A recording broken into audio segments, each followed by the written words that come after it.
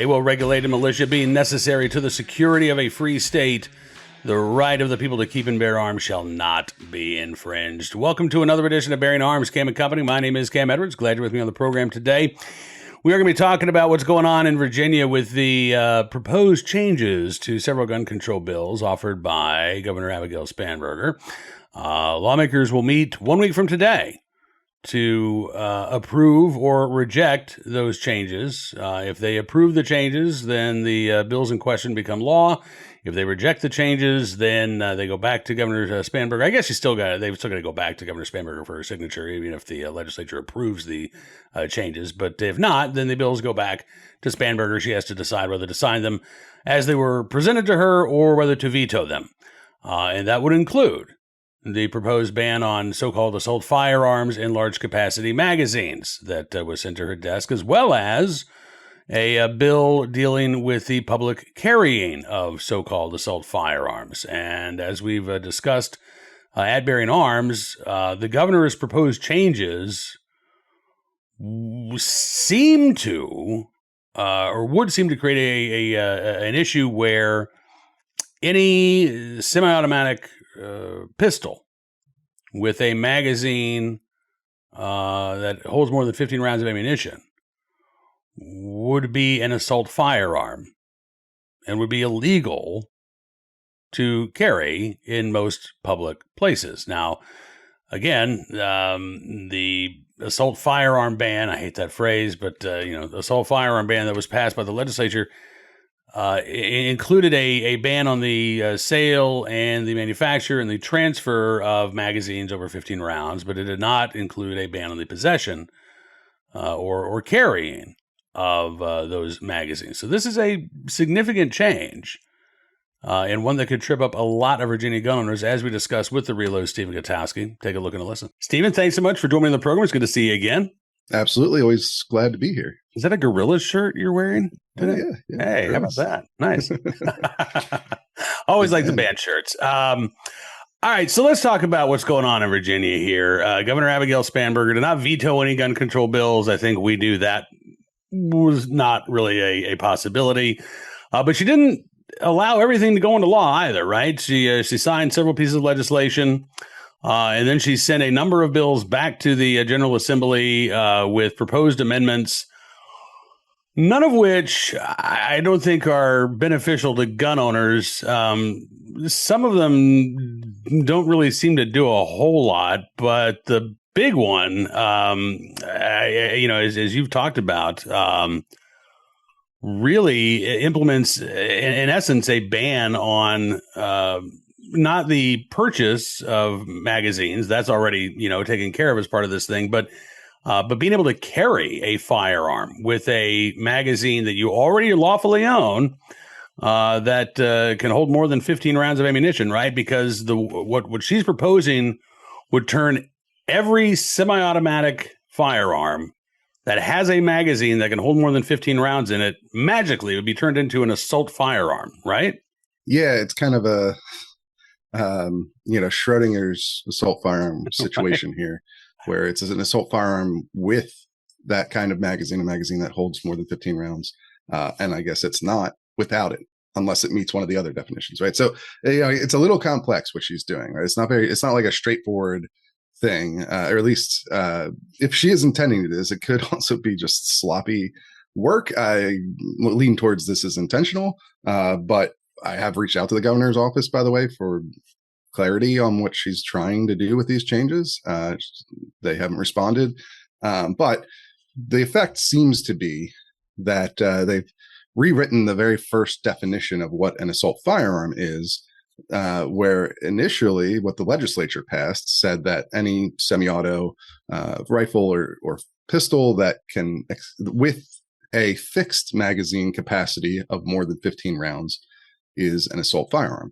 So she has changed that very slightly by just taking out fixed.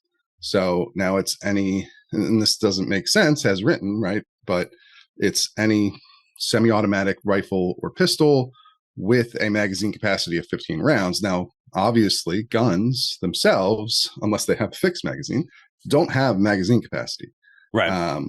But the way I read it, and I think there's some people who are reading this in a couple different ways, but the way that I would read it is how you described it. That as soon as you put in a magazine that holds more than 15 rounds, the gun becomes an assault firearm under this definition. And that's maybe not it doesn't really have an impact on the sales part of this ban. But there's another bill out there that bans the public carrying of assault firearms, right? On sidewalks, on streets, public parks, basically, publicly accessible areas throughout the entirety of Virginia.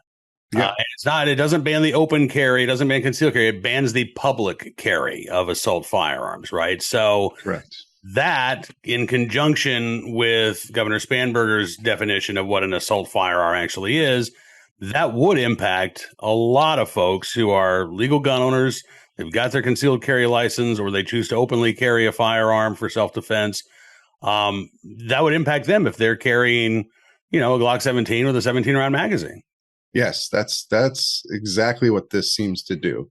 This definition change, because I suppose the gun, a semi-automatic pistol without a magazine in it is not inherently an assault firearm under this definition. Now they keep the other definitions for the sales ban, right? The one feature, semi-automatic rifle or pistol, that at least the pistol one is two features. The rifle one is one feature, and they go after things like pistol grips and telescoping stocks and heat barrel shrouds, things of that nature, like your typical assault weapons ban.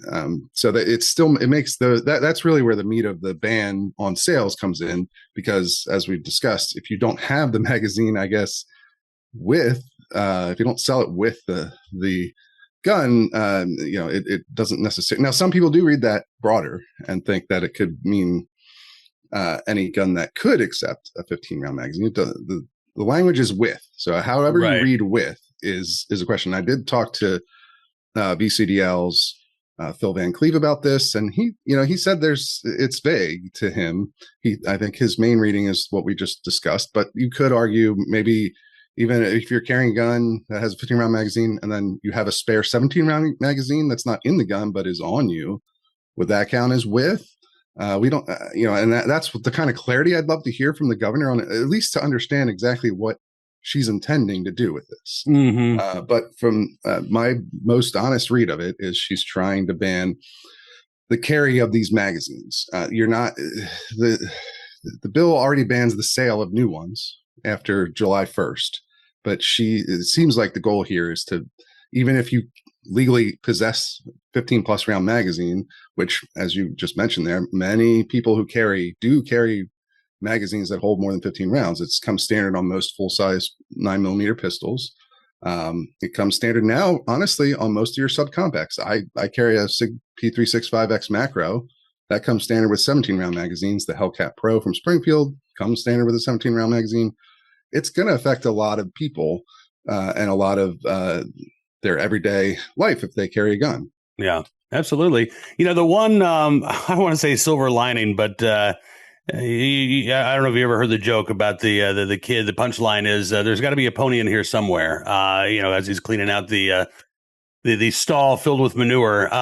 If we're looking for a pony in all of this, it's that if Spanberger's proposal gets signed into law, the legislature goes along with it, you now have an assault firearm ban that differs substantially from Maryland's.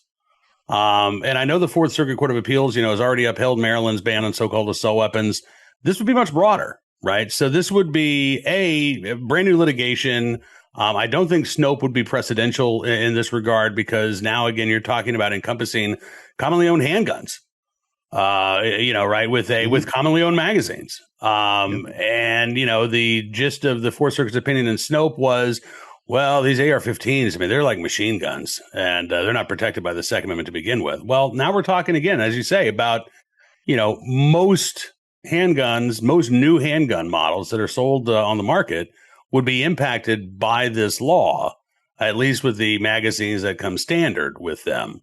So I think that, from a legal perspective, it might help us at least initially at the district court level. I don't think that the district court judge would have to depend on what the Fourth Circuit said in Snope.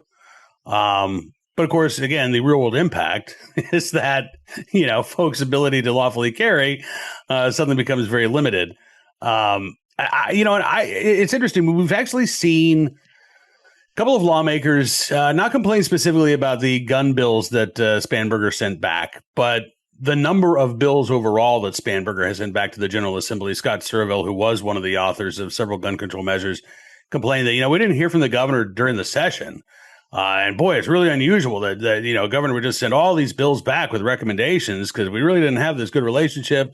Senator Louise Lucas has been complaining about Governor Spanberger sending a bunch of bills back. And I wonder, do you think that the General Assembly is just a rubber stamp for what the governor has proposed here? Or do you think that they might actually push back a little bit on some of these things?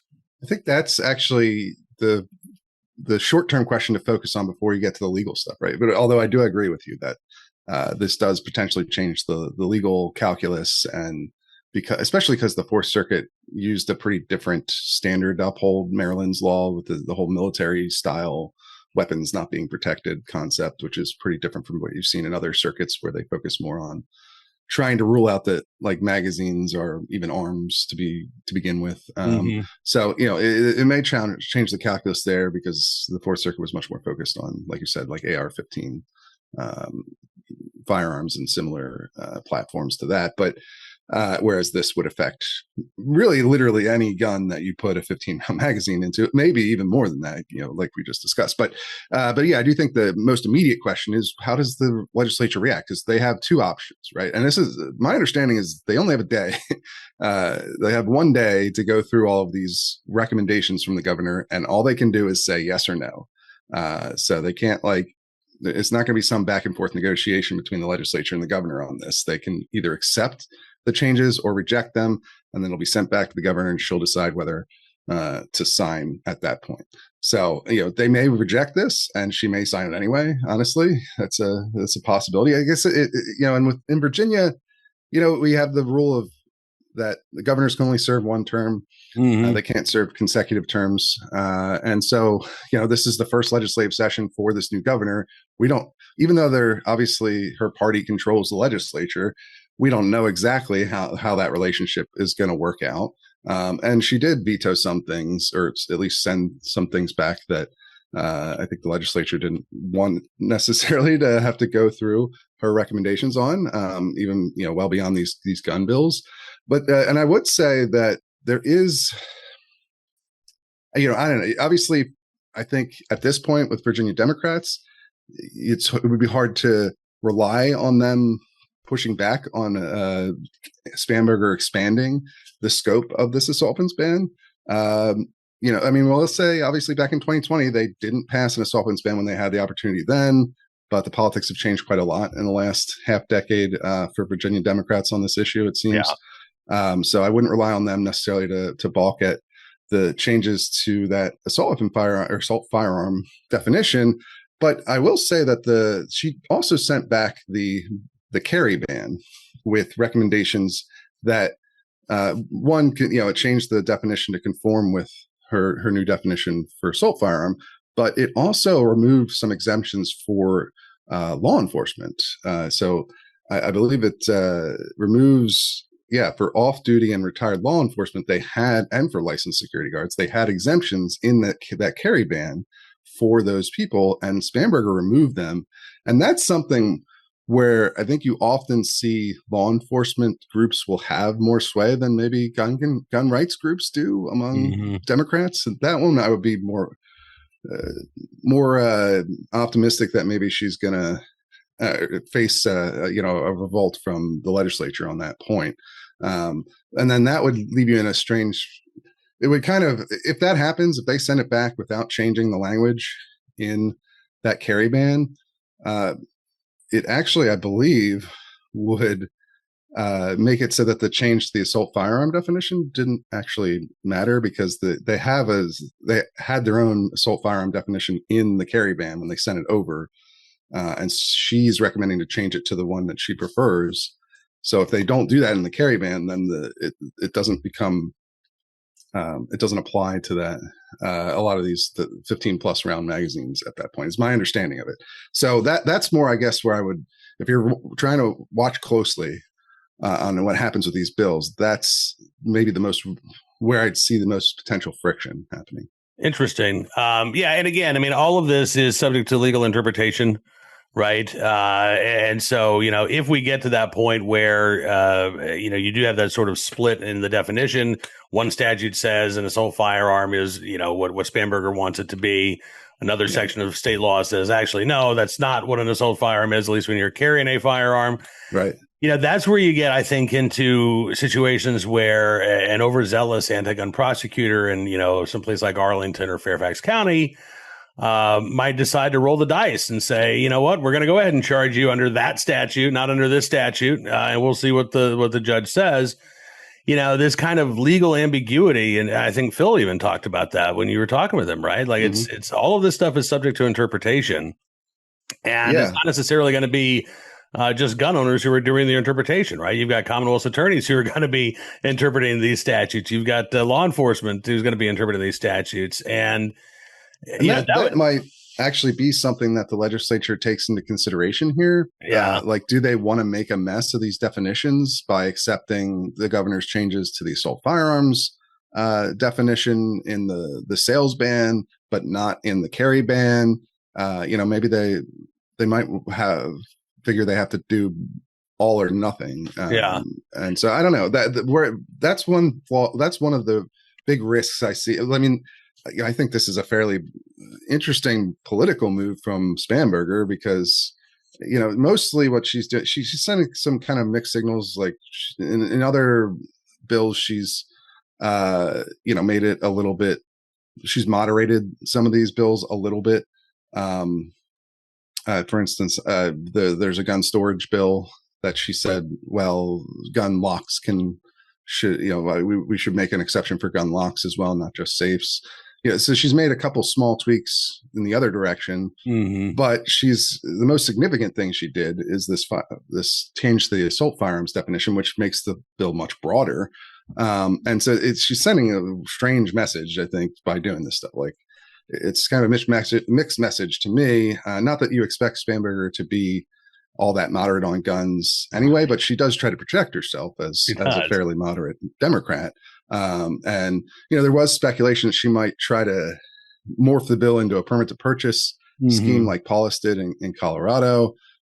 She didn't do that, right? In fact, she did the exact opposite, right? She made the ban that was passed stricter. And that's a interesting direction to go. And, we'll have to see if, especially really it's the Virginia, the Democratic senators, because that's where the closest, they have the smallest majority there. They have 2 vote majority. So if you get 2 senators who don't want to do this, who are like, we've already gone through the whole process of making these bills exactly how we wanted them, we don't want to, push one way or the other on it. Maybe they say no. I don't know. But in the end, that's again, going back to like, how much do you trust Virginia Democrats to push back on tightening the gun laws further? I mean, I guess we'll see in a week because that's when the session takes place. I will say, I think that the legislature has, I think they've got the upper hand here, right? Because if they just say no to these changes, let's say they're concerned about, okay, does this open us up to a legal challenge if we accept her language on, what an assault firearm is? Are we better off just, sticking with what we had? She's not going to veto any of these bills. I mean, I still Probably don't believe she's going to veto any of these bills. So if they send every one of these gun control bills back and say, no, we don't accept your changes, what's she going to do? She's going to sign all into law, right? I mean, she's not going to tick off the gun control lobby by saying, well, fine, I'm not signing any of this then. Yeah, that seems super unlikely, right? So I think the legislature has the leverage. They've got the upper hand here in negotiations. Yeah. So it just kind of depends on whether they like these changes or not. Right. Exactly. Yeah. And they didn't put them in there to start with, so maybe they won't like them. And it is, and like we start at the top of this, like we were talking about, these are kind of sloppy. the way they've done this. Like the effect appears to be that they're trying to ban the carry of magazines that they're allowing you to keep. Like they're not trying to. The bill doesn't confiscate your 15 plus round magazines, your 30 round AR mags, whatever. It just makes it illegal to sell them. And I think actually the magazines, you can't even like hand them down to your kids in these bills, unlike the actual guns. But this is a way of, I mean, there's logic to it, right? Like if you don't think people should own these magazines, then you don't think they should carry them either. And maybe you don't want to push as far as, making everyone a criminal just for having these things, but it's that intermediate step between, an outright ban on possession and then just the ban on the sale, manufacture, and transfer, right? And I think they did this in Illinois, if I recall correctly, okay. Where you can keep your magazines after they lowered the limit, but you can't carry them. But, this does push into like, just by doing what you or I do today. I mean, I don't know what your carry setup is these days, but I think, most people now, the last, let's say, decade, you're getting magazines in your carry guns that are over 15 rounds. That's been super common since, people were carrying full size guns, going back decades, but it's a push to have more capacity has been super common in recent years. I've moved to 17 plus in the macro, but this makes it so that it criminalizes what you do today. And also, I should mention too, this brings back up the Preddy shooting, because Alex Preddy had magazines that held, I believe, 21 rounds. He was carrying a 320 full size, and you had a lot of Democrats coming out and talking about how, terrible it was that Preddy was killed for carrying that gun. But at the same time, they're doing stuff like this where they're literally criminalizing what he did. Yeah. So, and it would be a class 1 misdemeanor, by the way, punishable by 12 months in jail and or a $2,500 fine. Just for doing what you do today is right. the thing. Like it's one thing, obviously a sales ban is going to have a big impact on people because you can't keep acquiring stuff, but it doesn't make it illegal to do what you're doing today or to have what you have today. This does. And that's I think very significant expansion of this law in a way that is written so that it's not even completely clear. Like it makes a category area, right? There's no pistols and rifles don't have magazine capacities if they don't have internal magazines, if they don't have fixed magazines. So just taking out the word fixed confuses the whole thing. It seems like this is what they're trying to do, but they won't even clarify or answer questions. Either the governor's office or I also reached out to half a dozen of the most Democrats in the most competitive districts in the Senate, and none of them responded either. So, that is one thing. They're not talking about it.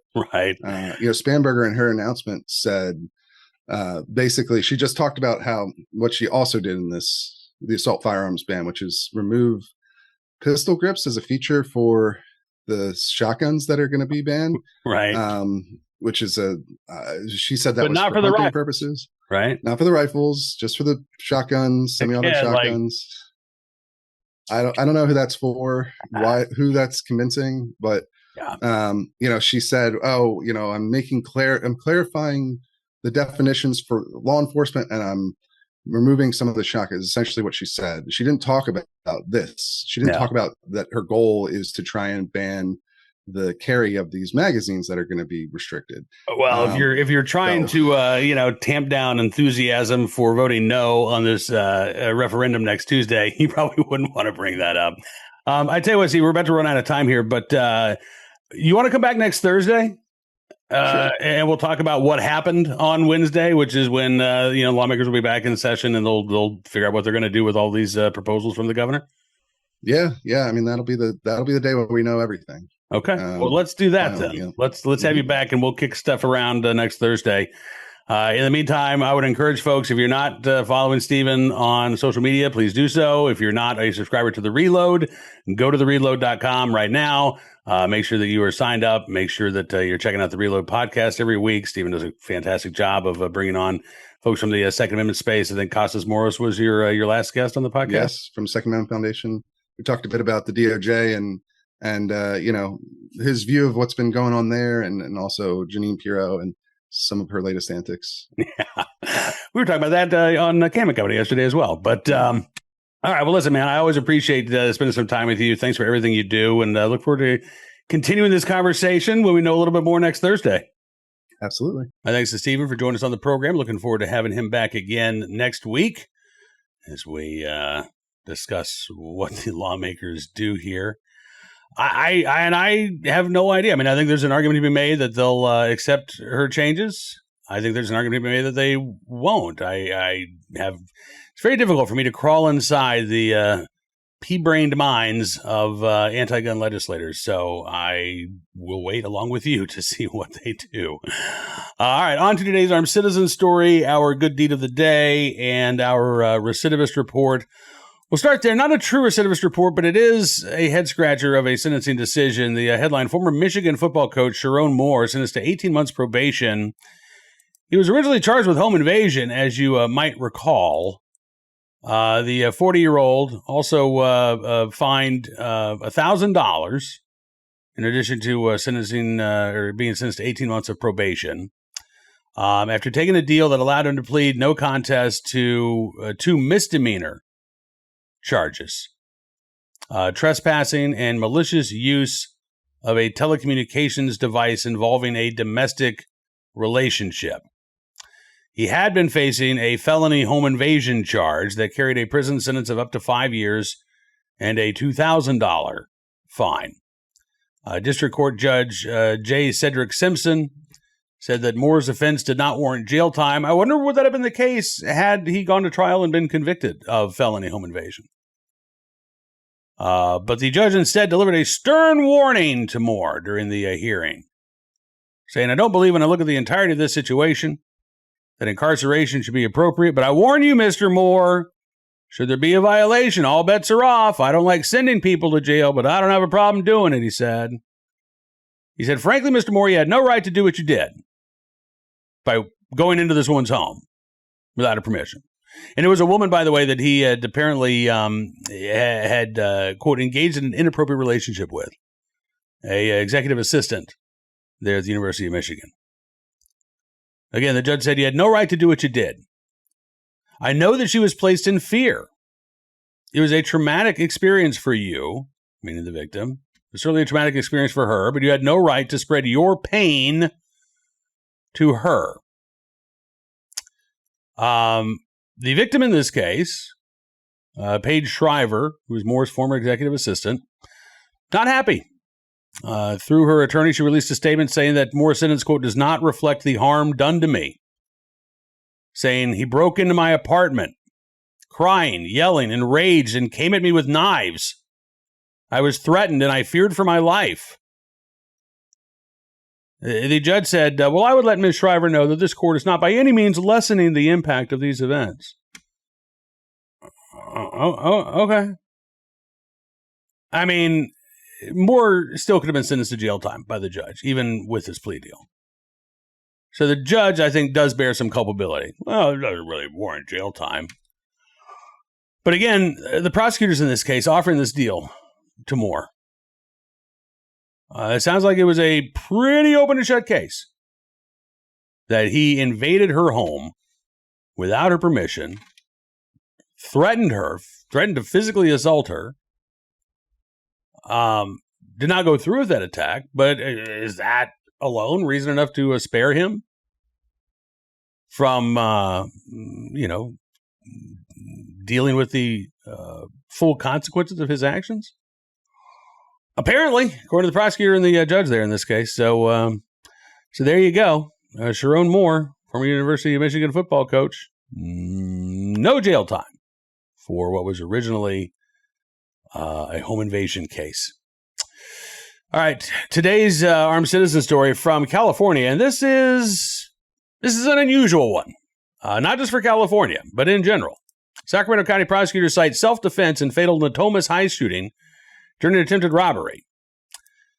So you've got an attempted robbery that took place on the campus of Natomas High School. The victim in this case, a student, I believe a 16-year-old student, who was illegally carrying a firearm there at the high school. But prosecutors say he acted in self-defense when two individuals who were not students came onto campus looking for him. One of them wearing a ski mask and carrying a handgun.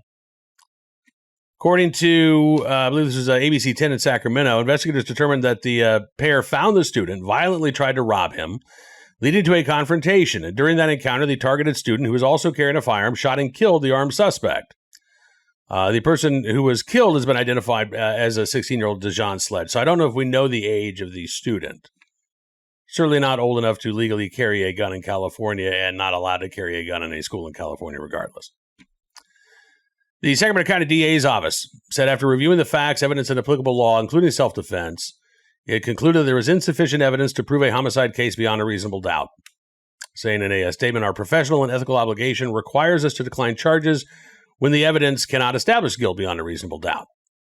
The office also raised broader concerns about violence on school campuses, saying that schools should be safe places for students and that young people should not feel compelled to carry weapons for protection. Now, the student may very well face charges for illegally possessing a firearm on school grounds.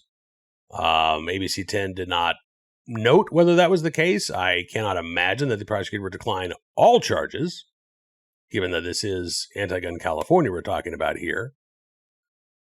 But the actual use of deadly force by a student on this high school campus deemed to be an act of self-defense, or at least the prosecutors not willing to go that far, at least acknowledging, okay, we couldn't prove beyond a reasonable doubt that this was not self-defense. And again, if you've got two individuals who come onto campus with the intention of violently robbing you, one of them is armed with a gun, you do have a justifiable fear of death or great bodily harm in those circumstances, right? Now, again, not allowed to carry a firearm if you're a high school student in California on campus. But that doesn't negate your right of self-defense. So whether or not it was an illegally carried firearm or if the victim in this case had stabbed his attacker with a protractor, that would have, again, been considered an act of self-defense. Again, pretty unusual case. We don't normally see cases like this. I would note as well that for all of California's restrictive gun control laws, they didn't stop two minors from illegally acquiring and carrying a firearm onto a high school campus. That's because most of those gun control laws are aimed at legal, lawful gun owners, not violent criminals, prohibited persons, or including, I guess, juveniles.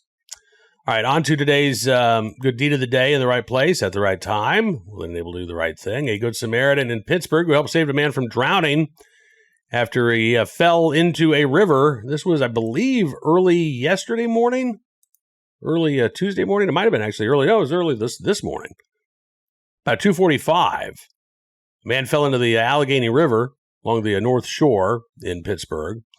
But a good Samaritan who was walking by heard his cries for help, was actually able to grab onto him. I guess did not have the strength, though, to pull him up, but at least was able to hold him in place, keep him above, his head above water until emergency crews arrived. A EMS district chief who arrived on the scene first, according to Channel 11 News in Pittsburgh, with the help of the bystander, were then able to pull the man from the water, drag him up onto the Riverwalk. He was treated for hypothermia at the scene, taken to a hospital to get checked out, but it looks like he's going to be okay. Again, because this anonymous Good Samaritan was in the right place at the right time and willing able to do the right thing. And again, even if that right thing wasn't, full extrication out of the water, he did what he could to save that individual's life. And, that was enough. So whoever you are, anonymous Good Samaritan, we thank you for your very good deed. Now, that is going to do it for this edition of Bearing Arms Cam & Company, and I want to thank you for being a part of the program as always. Looking forward to seeing you back here again tomorrow.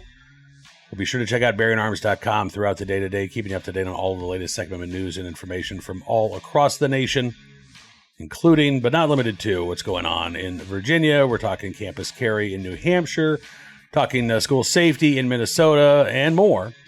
So be sure to check it out. If you like what you see, I would also encourage you to become a VIP Gold, or VIP Platinum member. Just go to bearingarms.com/subscribe. Use the promo code FIGHT and get 60% off your membership. And no matter what tier of support you choose, you'll be getting some great benefits, but you'll also be supporting the work we're doing at Bearing Arms, and I want to thank you for that. We do have our weekly live chats on Wednesdays for VIP Gold and Platinum members, 1:30 Eastern. Be hanging out with Hot Ears Ed Morrissey and a lot of our crew. Would love for you to be a part of that as well. If not this week, next week for sure. So again, bearingarms.com/subscribe and use the promo code FIGHT to get 60% off your membership. Have a great rest of your Hump Day Wednesday. We'll see you back here tomorrow. Until then, be well, be safe, and be free.